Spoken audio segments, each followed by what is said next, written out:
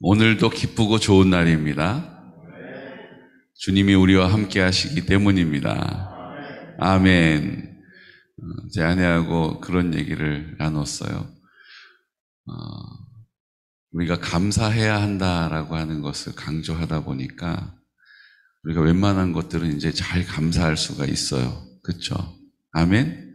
참 신기하지 않습니까? 막 불평불만이 나오기보다는 그래도 감사해야지 이런 생각이 우리 안에 있어요. 하나님의 은혜입니다. 그런데 기뻐하는 것은 참 쉽지 않아요. 그렇죠? 감사는 할 수 있는데 생각해보니 그래도 감사해야지, 그래도 감사해야지까지는 가능한데 우리가 어떤 상황 앞에서 기쁨을 딱 선택하는 것은 참 결코 쉽지가 않아요. 그러니까 기쁘지는 않은 거예요. 지내고 나면 지나온 걸음을 돌아보고 감사할 수 있는 수준까지는 우리가 올랐어요. 그런데 우리 앞에 있는 것을 보면서 기쁘다. 기쁨을 딱 선택하는 것이 결코 쉽지가 않아요. 그냥 기뻐하지 않으면 뭡니까? 슬퍼하진 않죠. 하지만 기쁨을 선택하지는 못하는 거예요. 그냥 덤덤한 거죠. 그냥 덤덤한 거예요. 그냥 오늘 하루도 그냥 덤덤한 거예요. 근데 성경은 뭐라고 얘기하십니까? 항상 기뻐하라. 우리 지금 상태로만 보면 이 말씀은 이렇게 들려져야 돼요. 항상 덤덤하라. 슬퍼하지 마. 괴로워하지 마. 맞잖아요. 근데 그걸 기뻐할 일은 또 아니에요. 너무 일상이니까, 너무 우리의 삶에 그냥 그날이 계속 이어지니까 기뻐할 일은 아닌 거죠. 돌아보면 감사할 수 있을지라도. 근데 성경은 뭐라고 말씀하셨어요? 항상 기뻐하라. 이것은요, 기뻐하는 것을 찾아내라는 얘기가 아닙니다. 기뻐할 것을 내가 이렇게 들여다봐라 이런 얘기도 아니에요. 그냥 모든 상황을 기뻐하기로 결정하는 것입니다. 주님이 함께 하시니까 기뻐하지 않을 이유가 있어요, 없어요? 없어요. 주님이 나와 함께 하시니까 모든 것을 기뻐할 수 있는 것입니다. 그러니까 우리의 삶에서 그냥 덤덤하게, 그냥 무덤덤하게 받아들이는 모든 상황들을 기뻐할 이유로 고백하시기를 축복합니다. 그러면 우리 안에 기쁨이 있는 거예요. 아멘? 제가 자주 듣는 비유가 그거 아닙니까? 다른 사람 내 발을 딱 밟았어요. 그런데 발을 딱 밟혔을 때 뭐예요? 아파! 이러면 내 안에서 원통함과 원망과 불평이 막 올라와요. 그리고 막 판단이 올라와요. 도대체 눈 어디다 달고 다니는 거예요? 막 이제 이렇게 얘기가 나오고 언짢아져요. 마음이 상해요. 그런데 내가 발을 딱 밟혔는데도 괜찮으시냐고, 깜짝 놀라셨겠다고 이렇게 얘기하면, 아니면 더 한술 더 떠가지고 발 밟느라고 발바닥 아프지 않으셨냐고 이렇게 얘기하면 전혀 마음에 불편함, 억울함, 원통함, 짜증이 없어요. 너무 신기하지 않습니까? 우리가 기쁨을 선택한다는 것은 이런 것입니다. 내가 밟혔는데 내가 화를 내야 되는데 짜증이 나는 것이 당연한데 내 입에서 뭘 고백해요? 괜찮으시냐고, 난 괜찮다고, 좋은 하루 되시라고. 내가 기쁨을 딱 선택하고 그 기쁨을 입을 열어서 말하잖아요. 그러면 아무 일도 아무런 문제도 생기지 않는다는 거예요. 할렐루야. 오늘 주님께서 우리에게 어제 주일날 우리를 충전하게 하시고 우리가 성령의 충만함을 구하고 이제 나가서 행하기 위하여서 뜻을 정하였습니다. 그리고 이제 그 첫째 날이 된 거죠. 오늘 우리가 하나님 앞에 고백할 것은 그럼에도 불구하고 기쁨을 선택하는 것입니다. 왜 저런 말을 해? 왜 저런 일을 해? 왜 저기를 가? 우리는 이해할 수 없어서 자꾸 우리 안에 기쁨을 잃어버려요. 그때 우리가 뭘 선택한다고요? 기쁨을 선택하는 것입니다. 기뻐하기로 결정하는 것입니다. 하나님 감사합니다. 기뻐요. 나 기쁘다. 나는 기쁘다. 주님이 함께 하시니 기뻐하기로 결정했다. 기쁘다. 할렐루야. 아멘. 오늘 하루 이렇게 미친 사람처럼 나는 기뻐하기로 결정했습니다. 주님, 오늘 어떤 상황을 만나도 기뻐하겠습니다. 오늘 하루를 하나님 앞에 그렇게 구별하는 은혜가 있으시기를 축복합니다. 아유, 이렇게 오늘 밥이 꼬들밥이요. 기뻐하기로 결정했습니다. 여보, 밥 다시 해드릴까? 아니, 제발 이렇게 말하지 않고 기뻐하기로 결정하는 것입니다. 오늘 하루 우리가 하나님 앞에 그렇게 결정할 수 있으면 좋겠습니다. 우리 모든 상황 앞에서 그 하나님이 허락하신 모든 상황 앞에서 기쁨을 결정하시기를 축복합니다. 기뻐하기로 뜻을 정하시기를 축복합니다. 그리고 성령님, 내가 이 뜻을 지킬 수 있도록 나의 능력이 되어 주십시오. 나의 도움이 되어 주십시오. 나와 함께 해 주십시오. 이제 우리가 어떤 상황에서도 감사할 수 있는 수준까지 올랐어요. 이제 대학생 된 거예요, 여러분. 이제 초등학생 수준도 벗어났고 중학생 수준도 이제 벗어났어요. 이제 우리 공동체가 대학교 수준까지 됐어요. 자, 이제 하나님 앞에서 우리 사모할 마음을 주시는 것이 뭐냐 하면 기뻐하기로 결정하는 것입니다. 어떤 상황에서도 기뻐할 이유가 없어요. 그냥 매일매일의 일상이에요. 그냥 그날이 그날이에요. 그 밥에 그 반찬이에요. 그런데 내 안에 기쁨을 선택하는 것입니다. 기뻐할 이유를 하나님 앞에 고백하는 것입니다. 그리고 돌아온 우리의 발걸음을 감사함으로 하나님께 아뢰어드리고 또 감사함으로 하나님께 기도하는 것입니다. 오늘 이 고백이 우리 안에 있으시기를 축복해요. 여러분, 기쁨은 하나님, 내가 기뻐할 일을 기뻐하는 건 누구나 할 수 있는 일이에요. 내가 사랑할 수 있는 사람 사랑하는 건 누구나 할 수 있는 일입니다. 하지만 기뻐할 일 없는 상황 앞에서 기쁨을 선택하는 것은 성령으로 가능한 일인 것이죠. 사랑할 수 없는 사랑을 사랑하는 것 성령님이 도와주셔야 돼요. 그것도 끝까지 사랑하는 것은 성령님이 함께 하시지 않으시면 우리는 내가 이만큼까지 사랑했는데 어쩜 이렇게 따뜻한 말 한마디도 안 해. 내가 다른 건 내가 바라지도 않는다. 이렇게 하면서 우리의 그 사랑을 집어 던져버리는 일이 얼마나 많이 있습니까? 사탄은 자꾸 우리에게 실망을 안겨줘요. 우리를 자꾸 섭섭하게 만들어요. 아, 이렇게 하는 거 너무 힘들다라고 우리의 마음을 주저앉히려고 합니다. 그럼 그때마다 우리의 입술을 열어서 기쁨을 선택하시고 선포하시기를 예수 그리스도 이름으로 축복합니다. 기쁨은 선택하는 거예요. 하나님께서 내 기도 안 들어주시는 것처럼 내 느낌, 내 생각, 내 감정, 여러분, 그때 우리가 기쁨을 선택하는 것입니다. 감사를 고백하는 거예요. 이렇게 하나님께서 나한테 인색하신 것 같지? 누구에게는 이것도 해주셨고 저것도 해주셨다는데 왜 나에게는 아무 일도 일어나지 않는가? 여러분, 그때 우리 안에 우리의 입술을 열어서 기쁨을 선택하시기를 축복합니다. 그래도 감사해. 그래도 기뻐. 하나님이 그래도 나와 함께 하시는 것을 내가 믿기 때문이야. 그래도 하나님이 나에게 이것도 주셨고 저것도 허락하셨으니 감사하지. 우리가 하나님 아버지 앞에 기쁨을 선택하고 감사로 고백할 수 있는 믿음의 사람 되시기를 예수 그리스도 이름으로 축복합니다.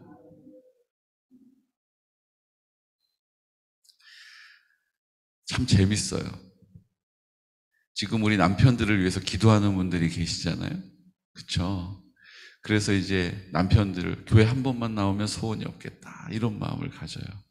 그냥 같이 예배만 드리면 난 딴 거 바라지도 않아 막 그래요. 근데 여러분, 재밌는 게 뭔지 아세요? 그래서 남편이 옆에 와서 예배를 드리잖아요. 그러면 왜 이렇게 믿음이 안 자라는지 모르겠어. 우리 안에 만족이 없어요.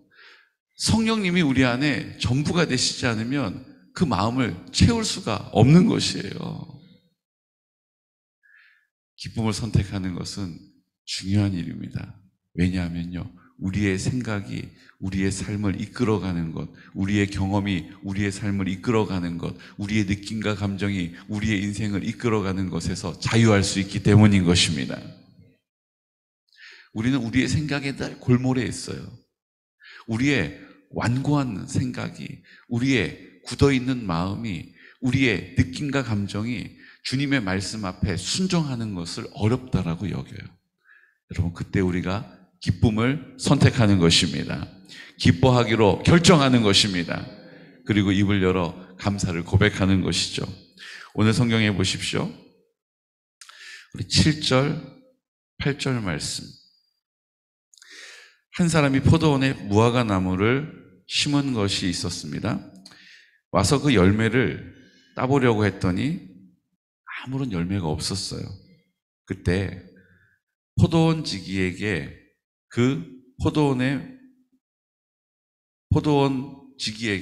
포도원 주인이 말하는 장면이 7절입니다.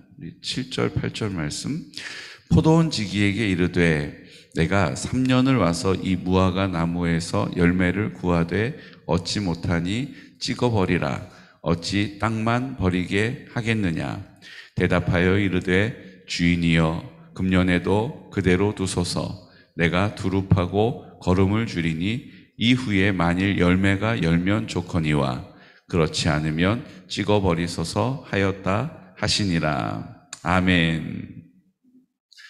여러분, 이 말씀을 왜 하신 거예요? 이 말씀을 하신 이유는요, 바로 앞부분에 갈릴리 사람들이 그 제물에 피를 섞었어요. 누가요? 빌라도가 와서. 여러분, 제물에는요, 하나님께 온전히 드려지는 제물에 다른 것을 섞는 것, 혼합되는 것은 부정한 일이거든요. 근데 빌라도가 와가지고 그 드려지는 제물에 피를 섞었어요. 그리고 그것을 부정하게 만들었어요. 그러니까 무슨 얘기예요? 예배를 엉망으로 만들어버린 거예요. 그리고 그곳에서 제사 드리던 갈릴리 사람들을 잡아서 죽였어요. 그런 사건이 있었어요. 그리고 또 한 사건이 있었어요. 실로암에서 망대가 무너져서 18사람이 깔려 죽었어요. 그 사람들이 저들은 뭔가 잘못을 했나 보다. 그래서 죗값을 치렀나 보다. 이렇게 생각했어요. 근데 예수님 뭐라고 얘기하십니까? 그들이 갈릴리 사람보다 더 죄가 있어서 죽은 것이 아니다. 그 18사람이 예루살렘에 거한 다른 사람보다 죄가 더 있어서 죽은 거 아니다. 다 하나님의 뜻 안에 있는 것이다. 이렇게 얘기하는 거예요. 우리가 생각하기에는 다 그것이 인과응보, 뭔가 원인과 그 결과가 있는 것처럼 느껴지지만 하나님께서 우리에게 하시는 일은 그 다음에 뭐를 얘기하시는 거예요? 너희들이 회개하지 않으면 그들과 다를 거 없어. 너희도 회개하지 않으면 그들과 다를 것이 없어. 결국은 망하는 것이요, 결국은 죽는 것이다. 이렇게 얘기하는 거예요. 그들이 어떻게 죽었는지가 중요한 것이 아니라 그들은 다 결국은 죽는 것이다. 사고로 죽든 늙어 죽든 모든 사람은 다 회개하지 않으면 죽는 것이다. 회개하지 않으면 망하는 것이다 라고 얘기하시면서 회개를 촉구하고 계시는 거예요. 그러면서 뭘 얘기하시는 거예요? 너희들이 3년 동안 열매를 구하는데 그 열매가 없어, 무화과 나무에. 그러면 그 포도원 지기가 그냥 다 잘라버리세요. 저 땅만 축내고 또 그냥 저거 물 주느라고 힘만 들지 저거 그냥 잘라버리세요. 이렇게 얘기하지 않고 올해 한 해도 더 묵혀주시죠. 올해 한 해 더 기다려주시죠. 열매가 맺으면 좋고 그렇지 않아도 어떡하겠습니까? 그 포도원 지기가 그 무화과 나무를 지켜준다는 거예요. 기회를 준다는 거예요. 기다려준다는 거예요. 용납해준다는 거예요. 사랑하는 성도 여러분, 메타노이아라고 하는 이 회개라고 하는 단어는요, 방향을 다시 바꾸다라는 뜻이에요. 죄는 하나님께서 우리 가운데 주신 그 표적을 향해 가던, 관역을 향해 가던 화살이 그 관역에서 벗어나는 것이거든요. 회개는 무엇입니까? 그 방향을 다시 관역을 향해서 옮기는 거예요. 하나님의 뜻을 내 뜻 앞에 두는 것입니다. 지금까지는 하나님의 뜻보다 내 뜻을 앞섰어요. 하나님의 영광보다 내 영광을 구했어요. 하나님의 기쁨보다 내 기쁨을 쫓았단 말이죠. 그런데 백부장 보십시오. 하나님을 기뻐하시게 하는 일을 했잖아요. 믿음이 없이는 하나님을 기쁘시게 못하나니. 하나님께 나아가는 자는 자기를 찾는 이에게 상 주시는 이심을 믿어야 할지니라. 백부장이 그 믿음을 가지고 있었기 때문에 예수님이 기뻐하신 거예요. 예수님을 기뻐하게 하신 그 자리 가운데 멀리 떨어져 있었던 그 종이 나음을 입은 것입니다. 하나님을 기쁘시게 하면 하나님께서 그 응답을 우리에게 주신다는 거예요. 오늘 하나님을 기쁘시게 하는 일이 그 뜻을 다시 내 뜻 앞에 두는 것입니다. 그 영광을 내 영광보다 높이 두는 것이에요. 하나님의 기쁨을 위하여 내 삶을 그 방향을 향하여 구별하는 것입니다. 사랑하는 성도 여러분, 그때까지 주님께서 우리를 기다려 주신다는 거예요. 그때까지 우리를 책망하지 않으시고 우리에게 기회를 주신다는 것입니다. 우리 생각에는 하나님은 책망하시는 분이시고 하나님 우리를 꾸짖는 분이시고 우리에 대해서 하나님은 불쾌하게 여기시는 것처럼 느껴질 때가 있어요. 마치 폭군과 같이 너 내 말 안 들었어? 선지자 보냈는데 또 안 들었어? 그럼 망해버려! 이렇게 우리를 버려버리시는 분처럼 느껴져요. 근데 성경은 우리에게 그렇지 않다라고 말씀하시는 것입니다. 올 한 해도 기다려 주십시오. 기회를 주십시오. 그리고 열매가 맺혀질 때까지 받아들여 주십시오. 오늘 성경이 우리에게 그것을 말씀하고 있지 않습니까? 8절 9절 말씀 함께 선포할까요? 대답하여 이르되 주인이여 금년에도 그대로 두소서 내가 두루 파고 거름을 줄이니 이후에 만일 열매가 열면 좋거니와 그렇지 않으면 찍어버리소서 하였다 하시니라. 아멘. 열매가 열면 좋고 열매가 열리지 않으면 그때 찍어버리십시오. 지금은 기다려 주십시오라고 그 포도원 지기가 무화과 나무를 지켜주는 거예요. 여러분, 주님께서 우리에게 오늘도 기회를 주신 줄로 믿습니다. 회개할 수 있는 기회를 주신 거예요. 내가 내 삶의 주인 되어서 내가 판단하면서 하나님에 대해서도 판단하고 내가 내 삶의 주인이 되어서 이 상황에 대해서도 내가 판단하고 그리고 내가 결론 짓는 우리의 삶을 다시 주님의 뜻을 내 앞에 두는 자리로 회개할 수 있는 은혜가 있으시기를 축복합니다. 다시 하나님의 영광을 쫓아서 내 삶을 주님께 구별할 수 있는 믿음의 삶을 살아가시기를 축복해요. 내 중심적으로 사는 것이 아니라 자기 자아 중심적으로 결정하는 것이 아니라 하나님의 기쁨을 위하여 내 삶을 구별하여 드릴 수 있는 은혜가 있으시기를 축복합니다. 우리는 회개하지 못할 이유가 너무 많이 있어요. 저 사람 때문이고 그때 그 말을 했기 때문이고 그때 거기를 갔기 때문이고 그때 그 일을 했기 때문이라고 우리는 우리 나름의 다 이유를 가지고 있어요. 그래서 이 세상에서 가장 아름다운 꽃이 뭔지 아세요? 세상에서 가장 아름다운 꽃. 따라해 보겠습니다. 자기. 따라하겠습니다. 자기. 합리화. 세상에서 가장 아름다운 것은 자기 합리화라는 거예요. 나는 이럴 수밖에 없다라고 하는 것을 꽉 붙잡고 있는 거예요. 움켜쥐고 있는 거예요. 그것을 절대로 포기하지 않는 것입니다. 여러분, 주님 앞에 그것을 내려놓으시기를 축복합니다. 내가 이럴 수밖에 없다라고 하는 벌써 몇 년이 지난 일인지 모른다. 내가 얼마나 이 일을 오래 이렇게 기도하고 있는데 아우 하나님 내 기도 안 들어주셔. 자기 합리화가 있어요. 그 합리화를 주님 아버지 앞에 반납하시기를 축복합니다. 지옥에 가는 것은요, 오늘 성경에 회개하지 않으면 지옥에 가는 거예요. 우리가 회개하면 다 용서를 받기 때문에 지옥에 갈 일이 없습니다. 근데 회개하지 않으면 결국 지옥에 가는 거예요. 회개하지 않으면 영원한 사망으로 가는 것입니다. 성경은 죽을 것이다, 망할 것이다 라고 우리에게 가르쳐주고 계신 거예요. 사랑하는 성도 여러분, 회개해야 하는 것입니다. 어떤 목사님이 주일학교 학생에게 물어봤대요. 어떻게 하면 지옥에 갈까? 그럼 어떻게 하면 지옥에 갈까요?